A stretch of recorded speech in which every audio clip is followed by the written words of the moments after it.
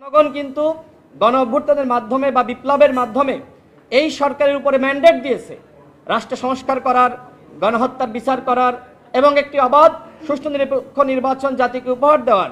কিন্তু সরকার জনগণের এই ম্যান্ডেটকে রক্ষা করছে না।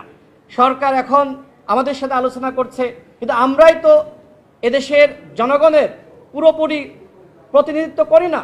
এদেশের লাখো কোটি মানুষ জনগণ কি চাই? জনগণ চাই সংস্কার, এবং ডক্টর মোহাম্মদ ইউনূসের নেতৃত্বাধীন সরকারকে জনগণ সবাই সমর্থন দিয়েছে।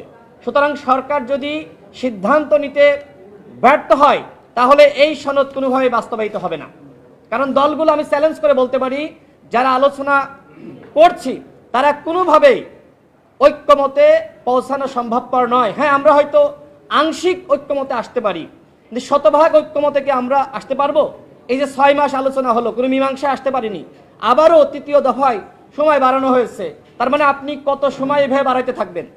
এইভাবে যদি সময় বাড়তেই থাকে এবং নির্বাচন যদি ডিলে হয়, সেক্ষেত্রে তো আওয়ামী ফেসিবাদ, এই যে আমাদের ভিতরে যে ধরনের বিভাজন, এই বিভাজনের সুযোগে তারা ফিরে আসবে।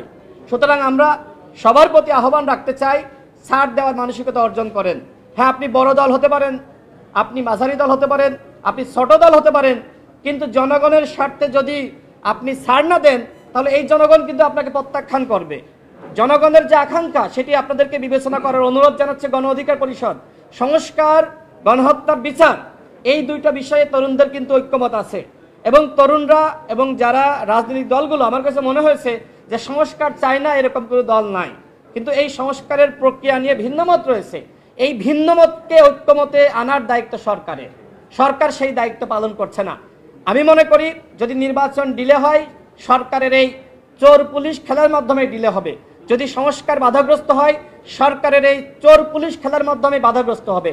যদি গণহত্যার বিচারটা না হয়, সেটার জন্য সরকারকে দায় নিতে হবে। এখন সবকিছু সরকারের হাতে, চূড়ান্ত সিদ্ধান্ত সরকারকে নিতে হবে। সরকার যদি সিদ্ধান্ত নিতে ব্যর্থ হয় তাহলে এই গণ অভ্যুত্থান ব্যাহত হবে, ব্যর্থ হবে। ইতিমধ্যে আপনারা দেখতেছেন যে আমাদের এই বিভাজনের সুযোগে আওয়ামী লীগের মিছিল ডে বাই ডে বড় হচ্ছে। প্রধান উপদেষ্টা আমাদের প্রতি আহ্বান রেখেছেন যে আপনারা দলগুলো আলোচনা করেন, এবং এই 2 দিন কিন্তু আমরা অনানুষ্ঠানিক বিভিন্ন দলের সাথে আলোচনা হয়েছে এবং দেখেছি যে আমাদের ভিতরে আসলেই আমরা একমতে আসতে পারতেছি না।